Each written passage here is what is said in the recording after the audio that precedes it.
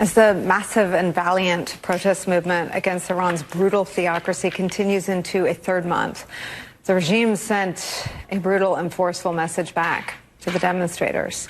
A second prisoner was executed today in the eastern city of Mashhad by public hanging. The Iranian government says he allegedly stabbed two security force members during protests in November. This execution today comes just days after news of a first execution alarmed activists around the world as that government is working to deter the protests. Activists say that at least 12 demonstrators have already been given a death sentence in closed-door hearings, according to human rights activists in Iran. A group monitoring the protests say at least 488 people have been killed and more than 18,000 have been detained by authorities since mid-September. Joining us now, Alinejad, Iranian-American journalist, activist, and one of the inspirational leaders behind these protests in Iran. You were also really now more than ever our eyes and ears. Tell us what's happening. It's very heartbreaking, Nicole. It's beyond sad. Just imagine Majid Reza, only 23-year-old, and his crime is peacefully protesting over the murder of Mahsa Amini. Mahsa was 22 years old. She got killed in the hand of hijab police for just because a little bit of her hair was shown. And Majid Reza was protesting in the streets peacefully. When he was charged, we were all shocked. You know, he was charged war against God. Can you believe that? Or like spreading corruption in the earth. I mean, the charge is like belongs to Game of Thrones series. It doesn't belong to 21st century. Why are they taking this step with the public hangings? Look, first of all, the Islamic Republic survive with killing and oppressing innocent people. And like right after the revolution, massive executions happened. More than 5,000 people got executed. And who ordered the execution? Ibrahim Raisi, who is now the president of Iran. And I have to say that the regime is shaken. The regime is shaken, and that's why they're really scared of the massive protest which is taking place everywhere.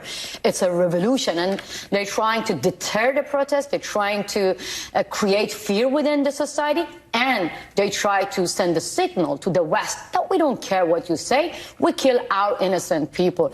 I mean, for the first protester, Mohsen Shekari, was only 20-year-old.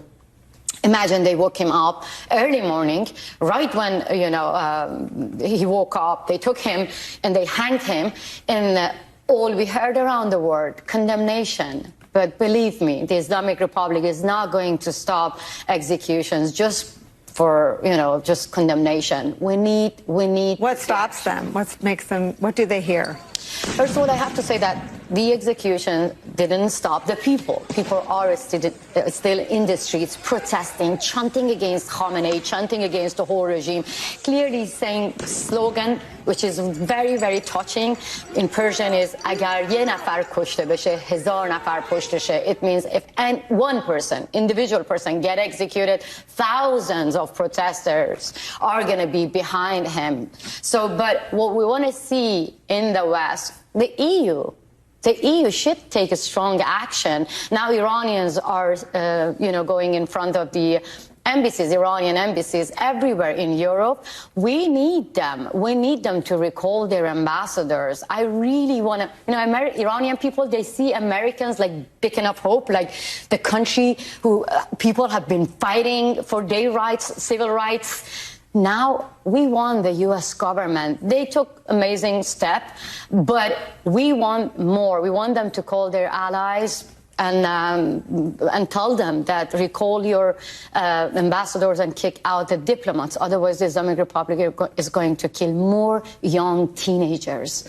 You delivered that message directly to Macron, right? To Emmanuel Macron? Look, I spoke with President Macron, and I asked him to be the first president to recognize the revolution. And today I asked him again and again that you can be the first president to recall your ambassador, to kick out the Islamic Republic diplomats. You know why?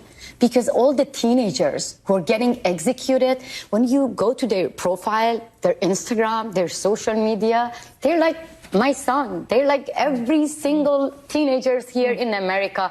They want to dance, they want to sing, they want to listen to music, they want to have a normal life, and the price of having normal life is just to get hanged in public. This should not be, this should be condemned in a very strong way, and the West should take a strong action, and that is the only way that the Islamic Republic can understand. If there is no punishment for them, believe me, I don't know how to go to bed tonight, because at least 12 people are on the death row right now that I'm talking. What is the ability to find out how the 18,000 protesters who are in prison are doing? I've been speaking today with, it's not easy for me to talk because, you know, I've been speaking to the mother of Amir Hussein, only 15-year-old. Only 15-year-old. And you know what his mother told me? She said that by hearing about the news of 2 executions, I cannot sleep because every day I think about my son in prison. And we are frustrated. I always say that I don't ask the West to save us because Iranian people are brave enough to save themselves, but I want the West to help us. Because by your help, less teenagers are getting killed.